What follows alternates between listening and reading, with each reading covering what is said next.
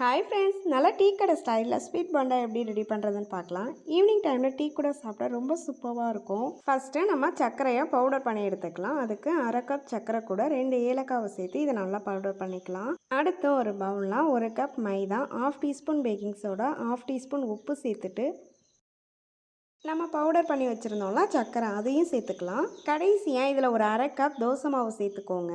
கடைகளில் தோசை மாவு சேர்த்து தான் பண்ணுவாங்க.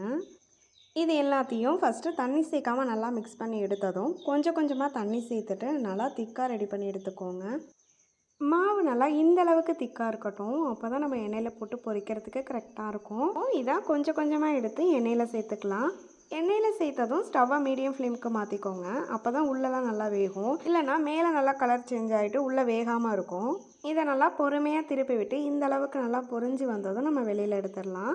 நம்மளோட சூப்பர்வான ஸ்வீட் போண்டா ரெடி ஆகிடுச்சு. ரொம்பவே சிம்பிள், சூப்பர் டேஸ்ட்டாக இருக்கும்னு ட்ரை பண்ணி பாருங்கள். மறக்காமல் உங்களோட பெரிய சப்போர்ட்டை இந்த சின்ன சேனல் கொடுத்து சப்ஸ்கிரைப் பண்ணிவிடுங்க. தேங்க்யூ.